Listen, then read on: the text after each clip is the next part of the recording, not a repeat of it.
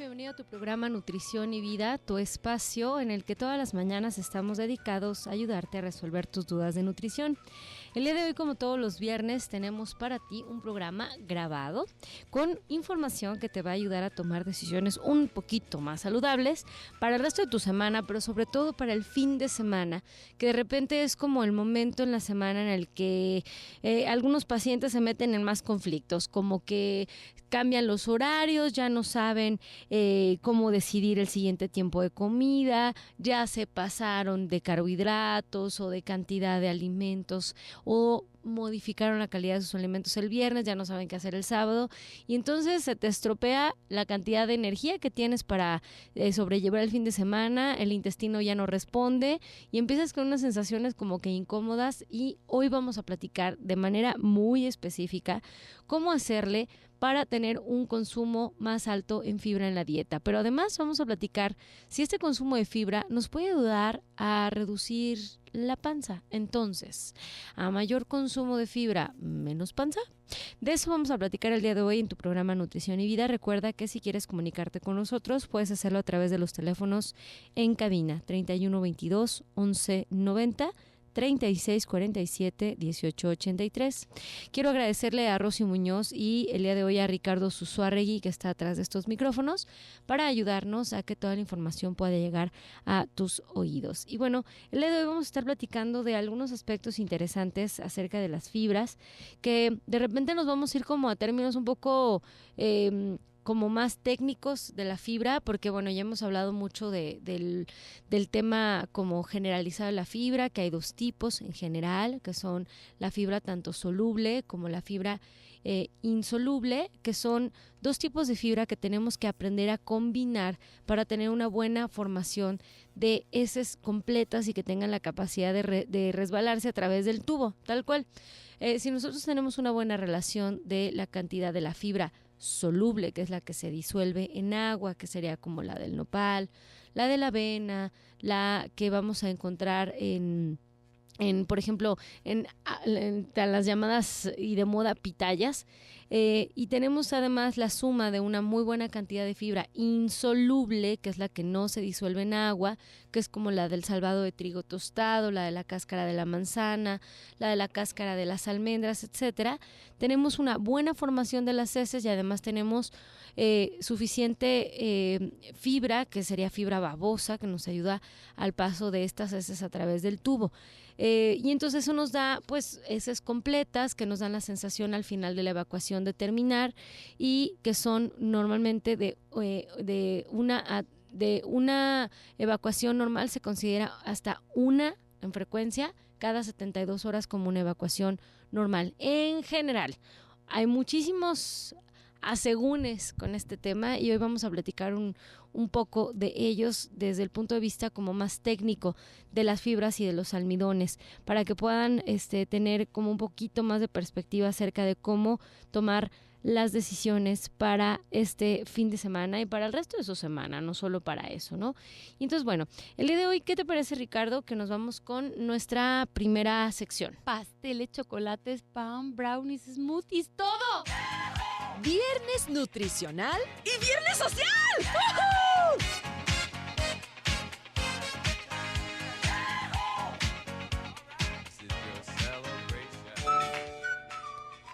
El día de hoy les traje una receta muy, muy, muy sabrosa que estoy segura que les puede ayudar a tener un poquito más de ¿cómo decirle? De ideas para este fin de semana. Hoy vamos a platicar acerca de algo que publicaron en una página que estoy segura que les va a gustar. Se llama Festín de Sabores, que son ensaladas, son ideas de ensaladas que les pueden ayudar. Entonces, tenemos una ensalada fresca que está muy, muy sencilla, que va a llevar una lechuga orejona o romana que esté bien, bien lavada. Recuerda que tiene que estar bien desinfectada y escurrida. Podemos acompañarla con una pera, un jitomate sin semilla en julianas, un pepino, un aguacate y vinagreta al gusto. La receta original viene con pasitas. Por supuesto que no, las pasitas son azúcares y no están indicados. Lo que pueden hacer es cambiarlo por arándanos, que tienen que ir a comprar a donde compran, por ejemplo, los cereales a granel, que digan arándanos sin azúcar, o sea, tienen que ser un arándano sin azúcar agregado, porque el que venden de manera normal tiene una gran cantidad de azúcar, pesa más y entonces pues te lo venden a un precio más alto. El de sin azúcar es que no le agregan pues la sacarosa encima. Entonces simplemente trata de buscar un arándano deshidratado sin azúcar, y si no tienes, no te preocupes, puedes hacer la ensalada sin los arándanos, no pasa nada. Lo que tienes que hacer es acomodar las lechugas y encima poner el resto de los ingredientes. Y, por ejemplo, para la vinagreta te puedo dar una idea. Puedes utilizar, por ejemplo, aceite de maíz o aceite de aguacate, el que tengas en casa, que sea un aceite vegetal. Una taza, que son 240 mililitros. Vas a agregar media taza de vinagre blanco. La receta original viene con una cucharada de miel. Por supuesto que no, porque es azúcar. Entonces podemos agregar, si quieres, media cucharadita de sucralosa, o puedes comprar la miel que es de la marca, híjole, voy a decir la marca, la miel Caro, que viene con sucralosa. Puedes poner una pizca de sal, una cucharadita de pimienta molida, un ajo prensado, 2 cucharadas de salsa inglesa y una cucharada de juguito de este negro que nos encanta, que se parece a la salsa inglesa. Se revuelve todo muy bien en un frasco y se refrigera. Para preparar esta vinagreta sí necesitas tener el refrigerador y tenerla refrigerada, y cada que la vayas a utilizar, sacarla del refrigerador. Es importante que la mantengas así, y lo puedes agregar a cualquier ensalada que tú quieras. Y la verdad es que está muy muy rica. Regresando al corte, vamos a seguir platicando acerca de algunas ideas que te pueden ayudar a ser más saludable este fin de semana. Quédate con nosotros, estás en el 1040 de AM. Regresamos. Estamos de vuelta en tu programa Nutrición y Vida. El día de hoy platicando acerca de si a mayor consumo de fibra, menos panza. Y bueno, ya decíamos que hay aspectos generales que podemos mencionar acerca de la fibra en general.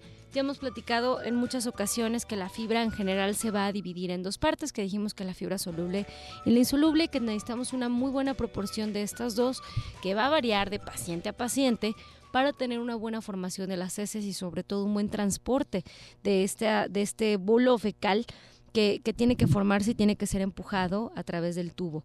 Y bueno, les voy a platicar algunas cosas acerca de la fibra, y les voy a platicar que es un conjunto muy muy amplio y heterogéneo de compuestos presentes en los alimentos de manera general, que son de origen vegetal. La mayoría de estos, que vamos a llamarle polisacáridos, que son tipos de azúcares, no pueden ser digeridos por las enzimas del tracto digestivo humano. Las enzimas son sustancias que necesitamos para poder desdoblar azúcares, y muchas veces no tenemos suficientes enzimas para desdoblar este tipo de azúcares. En el siglo XVIII se había identificado en análisis de diferentes alimentos una materia resistente a ácidos y se le llamó fibra bruta en aquel entonces, por su aspecto filamentoso y que recordaba al de las fibras textiles. Aunque la mayoría de las veces este material, formado por celulosa y otra cosa que se llama lignina, no es realmente filamentoso, el término fibra se ha conservado hasta el día de hoy. En 1975, los investigadores británicos Dennis Burkitt y Hugh Trowell publicaron su célebre hipótesis de la fibra, que proponía la existencia de una asociación inversa entre la ingesta de fibra dietética, que es un concepto funcional mucho más amplio que el de la fibra bruta, que desde entonces quedó, pues vamos a llamarle que obsoleto, y la susceptibilidad de una población a padecer estreñimiento, hemorroides, diverticulosis, cáncer de colon, apendicitis, colelitiasis, hernia hiatal, obesidad, diabetes mellitus tipo 2 y enfermedad coronaria. La hipótesis de estos dos investigadores ingleses no ha sido comprobada completamente, aunque sí en varios de sus aspectos, y en la actualidad queda claro que la fibra dietética, digamos que a más apropiadamente le vamos a llamar las fibras, cumplen un papel muy importante en la fisiología del aparato digestivo y que en su ingestión insuficiente es un factor de riesgo de numerosas enfermedades crónicas que son de alta prevalencia, ¿no? Como ya las mencionamos, sobre todo y de manera muy específica, el sobrepeso. Los expertos británicos, Cumming y otro investigador que se llama Englist, han propuesto que se haga una redefinición del concepto de la fibra dietética, a la que prefieren llamar una fibra como se llama non-starch en inglés, que son polisacáridos no amiláceos. Este tipo de fibra no incluye a la lignina ni tampoco a los almidones resistentes a la digestión y otros compuestos como los fitatos que no tendrían por qué incluirse. Desde el punto de vista de metodología, esta fibra como resistente representa un concepto más claro y preciso de lo que es la fibra dietética. Aunque no hay un acuerdo como pleno en lo que toca a la nomenclatura o a cómo llamarle, hay grandes rasgos de la fibra dietética que suelen dividirse en aspectos estructurales y no estructurales y polisacáridos de algas. Entonces, la fibra dietética estructural forma parte de la pared de la célula vegetal, a la que confieren rigidez algunas ligninas, semicelulosas, fructanos, celulosas y algunas pectinas. La fibra dietética, la no estructural, son secreciones de las células vegetales que incluyen algunas gomas, algunos mucílagos y algunas pectinas.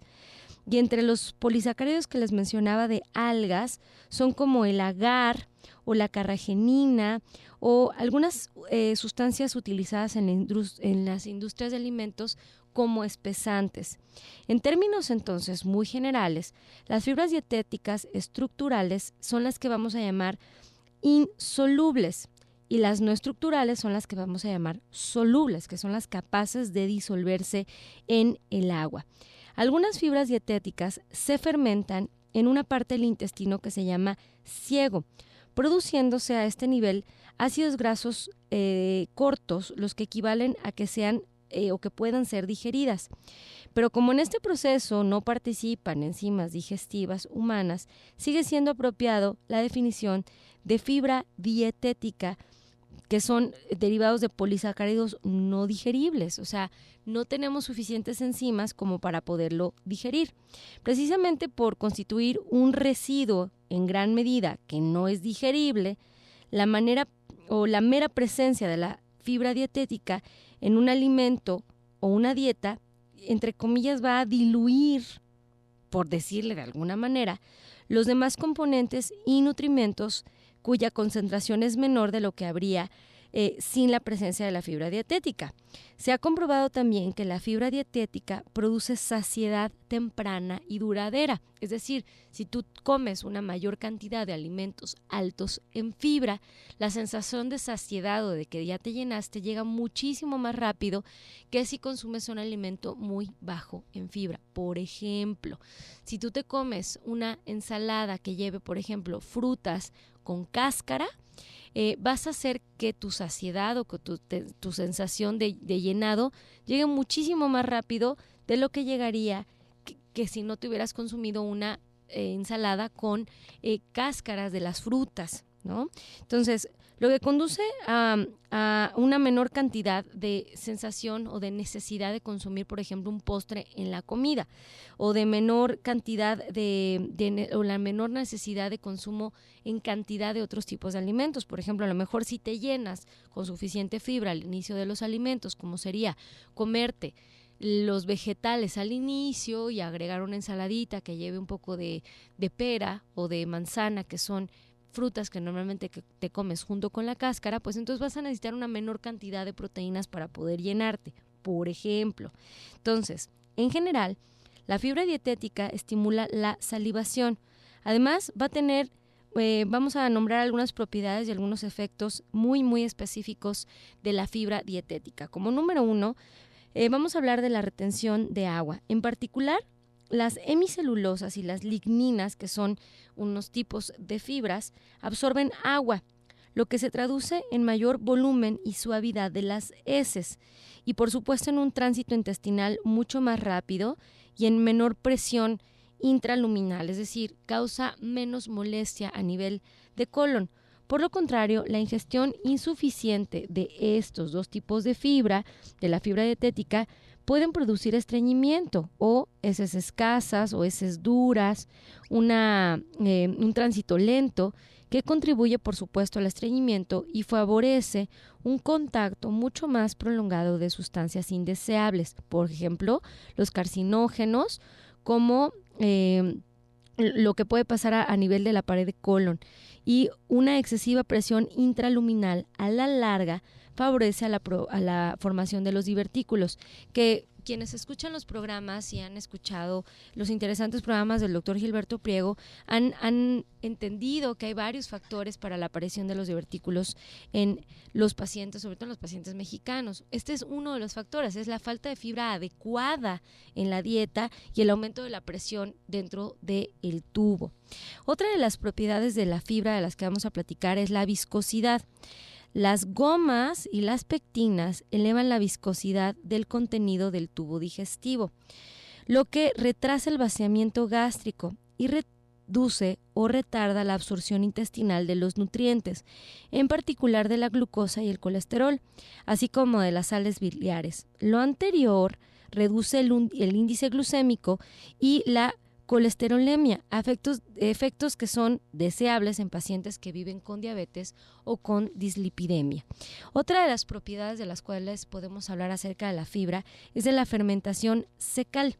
La fibra dietética soluble llega a fermentarse completamente y la celulosa puede fermentarse en 50%, pero el resto de las fibras no se fermenta. La fermentación elevada puede elevar la población de microorganismos de la flora intestinal y eso, por supuesto, el volumen de las heces. Regresando al corte, vamos a seguir platicando acerca de las propiedades de la fibra dietética. Quédense con nosotros. Recuerda que estás escuchando el 1040 de AM en Radio Mujer, el sexto sentido de la radio. Regresamos. Estamos de vuelta en tu programa Nutrición y Vida, el día de hoy platicando acerca de la fibra. ¿Sí será cierto que a mayor fibra, menor panza? Bueno, estamos hablando de aspectos como muy técnicos del tema de la fibra, porque de manera general lo hemos mencionado mucho, pero hoy nos estamos así como que adentrando a términos que quizás no son tan comunes. Y antes de irnos al corte hablábamos de cómo la fibra dietética tiene diferentes propiedades. Ya mencionábamos que tiene que ver con retención de líquidos, con la viscosidad o la formación de algunas heces, y nos quedamos hablando de la fermentación secal. Yo les decía que la fermentación eleva la población de microorganismos de la flora intestinal y con ello el volumen de las heces. De los productos de la fermentación tenemos el ácido acético en un sustrato energético que es muy útil para el músculo, el ácido butírico, que es un factor de crecimiento necesario para la mucosa intestinal, y el ácido propinoico, que favorece el correcto manejo de las sales biliares y se ha sugerido que inhibe la síntesis hepática de colesterol. Y por otro lado, esta fermentación, que es propiedad de la fibra, puede también favorecer al meteorismo o a la formación de gases, ¿no? Otra de las propiedades que tiene la fibra es el intercambio que le vamos a llamar catiónico, particularmente un tipo de fibra que hemos mencionado, que son las ligninas. Son ayudantes de las sales biliares, que son tóxicos diversos y sustancias carcinógenas y radicales libres, lo que explica su efecto positivo en relación con el colesterol y la carcinogénesis. La fibra dietética también puede, y vamos a utilizar un término, quelar algunos aminoácidos y nutrientes inorgánicos, por lo que la ingestión de estos nutrientes es indispensable y va a favorecer a la deficiencia. Entonces, otra de las propiedades que tiene la fibra es la inhibición de algunas enzimas. La fibra dietética inhibe la actividad de algunas enzimas pancreáticas como la tripsina, la amilasa y la lipasa. No es raro que las propiedades de la fibra dietética sean tan específicas que se vuelve necesario referirse no solo al tipo de sustancia, por ejemplo pectinas, sino a su origen peculiar o particular, o sea, la pectina específicamente, por ejemplo, del psyllium, ¿no? Todos los alimentos de origen vegetal van a contener fibra dietética, aunque por supuesto en diferentes concentraciones y con diferentes proporciones de fibra soluble e insoluble, o sea, la que se disuelve en agua y la que no se disuelve en agua. En términos generales, las fibras insolubles predominan en las semillas maduras, por ejemplo, en cereales, en leguminosas, en oleaginosas. Cereales nos referimos al maíz, a la tapioca, a la quinoa, al trigo. Leguminosas nos referimos a todas aquellas que vienen en una vaina, como serían los frijoles, las habas, las lentejas, los ejotes, la soya. Y las oleaginosas nos referimos a las que son semillas, por ejemplo, las almendras, los cacahuates, los pistaches, las pepitas, el ajonjolí. Particularmente en el pericarpio y las solubles predominan en los tejidos frescos, por ejemplo, en frutas y verduras. En las tablas de composición de alimentos se puede consultar el contenido de cada uno de estos. En los países occidentales más ricos, los adultos ingieren apenas, y se sabe, un promedio de entre 15 a 20 gramos diarios de fibra, en tanto que en los países más pobres esta ingestión puede ser rebasar a los 40 gramos al día. Lo deseable parece ser, y no hay suficientes estudios para comprobarlo, que sea de entre 30 a 35 gramos de fibra al día. Como no se trata de nutrientes, no es posible establecer requerimientos apropiados para la fibra dietética, pero con el fin de brindar alguna guía, se ha recomendado la ingesta de entre 10 a 14 gramos de fibra dietética por cada 1000 kilocalorías y que las solubles o el tipo de fibra soluble representen entre el 40 al 50% de esa cantidad. En los albores del siglo XVIII se generalizó la costumbre de refinar, es decir, de eliminar el pericarpio del arroz y el trigo, o sea, la partecita de afuera. Así, las poblaciones que basan su alimentación en este tipo de cereales vieron desde entonces reducida de forma muy drástica la ingestión de la fibra soluble, en especial de las fibras en general. En la medida que se descuidó la ingestión de verdura y de fruta, o estas se consumen como jugos y no enteras, se reduce, por supuesto, también el consumo de la fibra soluble. En general, hoy en día se consumen insuficientes cantidades de fibra soluble en todas las sociedades industrializadas. En los estratos, por ejemplo, urbanos occidentalizados de los países no industrializados, en todos ellos, la prevalencia de las enfermedades referidas de la hipótesis de la fibra es muy elevada, es decir, la diabetes mellitus tipo 2, el sobrepeso, la obesidad y los divertículos. Ojo, fíjense bien aquí, el estreñimiento, las hemorroides y los divertículos en el colon pueden asociarse con una menor retención de agua y la menor fermentación a nivel fecal.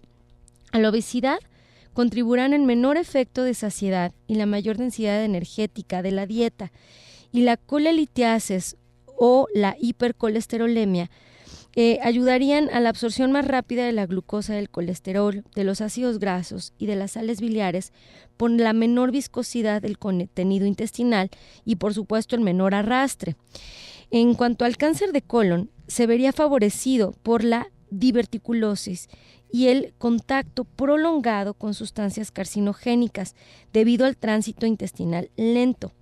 Y el cuadro de la diabetes mellitus tipo 2 se agravaría por la absorción más rápida de la glucosa. O sea, todas estas situaciones se presentan a partir de que tenemos un menor consumo de fibra en la dieta, a partir de que le quitamos la posibilidad del arroz y el trigo de darnos fibra, o sea, haciéndolos refinados, y al quitarle, por ejemplo, a las frutas la fibra tomándonosla en jugo y insistiendo en comer puros alimentos industrializados.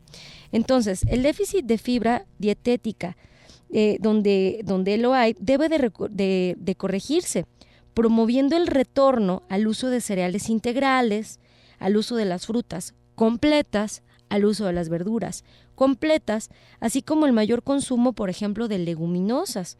Estas medidas son practicables económicas y van a conllevar a otros beneficios para la salud, además de mejorar la ingestión de fibras. Como en otras épocas y como ha sucedido en relación con otros componentes de la dieta, hoy en día se vive un entusiasmo desmedido por la fibra, a lo que se le atribuye toda clase de beneficios. Algunos de estos beneficios son, la verdad, imaginarios, o sea, son fantasías. Lo cierto es que la fibra es necesaria para el funcionamiento normal del tubo digestivo, que las dietas pobres en fibra se van a asociar con varias enfermedades importantes y que es muy recomendable ingerirla en cantidades que sean, ojo, y vamos a utilizar aquí el término, suficiente. O sea, no quiere decir que por comer mucha fibra te vas a sentir bien, al contrario, si no la estás consumiendo en la cantidad o el tipo apropiado de la fibra, te puede causar, como ya lo mencionamos, muchísimas flatulencias, o sea, mucho gas, porque a eso se dedica la fibra, cuando no está consumida en las cantidades que es necesaria o suficiente. Sin embargo, también es un hecho que la mayoría de los seres humanos come suficiente fibra, que un exceso de ella es tan indeseable como su escasez y que todavía existen innumerables interrogantes en relación con sus efectos y mucha controversia en su nomenclatura y por supuesto en su clasificación. Si se fijan, les mencioné ahora muchísimos como conceptos o como nombres de los que nunca habíamos platicado. Y es muy muy importante entonces que les quede claro que esta manía que tenemos ahora de quitarle la fibra a los alimentos, como sería utilizar los extractores de frutas, ese tipo de cosas, no nos van a traer beneficio cual ninguno. Entonces, sí es muy importante, con mucha frecuencia me hacen la pregunta de qué tan útil es tener un extractor en casa. Yo les digo que para nada, porque de por sí nos la pasamos buscando cómo hacerle para que ustedes puedan tener un consumo adecuado de fibra y ustedes se comen un aparato que se las quita. No es lo ideal. Entonces, bueno, por ahí también hay mucha controversia acerca de este tema, porque a veces si el paciente viene ya de un consumo adecuado de fibra y empieza a consumir mucha más fibra, lo único que va a lograr es una distensión del abdomen. Así es que bueno, vamos a tener que ser como muy puntuales. Si ustedes están teniendo problemas con que están generando una mayor cantidad de gases, con que están teniendo estreñimiento, con que ya hay datos de hemorroides, con que se está empezando a elevar la glucosa en sangre, con que el colesterol está siendo inadecuado en niveles de colesterol bueno y malo, necesitan ver a un profesional de la salud y no ponerse nada más a revisar cuál es la cantidad de fibra que necesitan, sino hacerlo de la mano de un profesional. Quédate con nosotros, estás en el 1040 de AM. Regresamos. Estamos de vuelta en tu programa Nutrición y Vida, el día de hoy platicando acerca de si a mayor cantidad de fibra, menor panza. Ya dijimos que no, no necesariamente. Simplemente va a tener una repercusión directa en la aparición o en el retardar la aparición de ciertas enfermedades crónicas. Ya lo platicamos acerca de la diabetes tipo 2, acerca de la obesidad y el sobrepeso. Puede ser que si consumes una cantidad de fibra inadecuada tengas una inflamación a nivel de abdomen y como derivado pues de la producción de gases o de la fermentación, que ya platicamos que es una propiedad de la fibra, y entonces te veas con más gas o más incómodo de lo que normalmente te sentías por un consumo inadecuado de fibra. Entonces, bueno, vamos a hablar de las reglas generales acerca del consumo de fibra. Para empezar, ya dijimos que no se han establecido recomendaciones específicas de los consumos de fibra. Y ya dijimos por qué, porque no es un nutriente, es como un desecho de algunos alimentos. Entonces, no se ha establecido una cantidad adecuada de fibra en general, pero para los adultos se sugiere un aporte entre 20 a 35 gramos al día, o bien aproximadamente entre 10 y 14 gramos de fibra dietética por cada 1000 kilocalorías.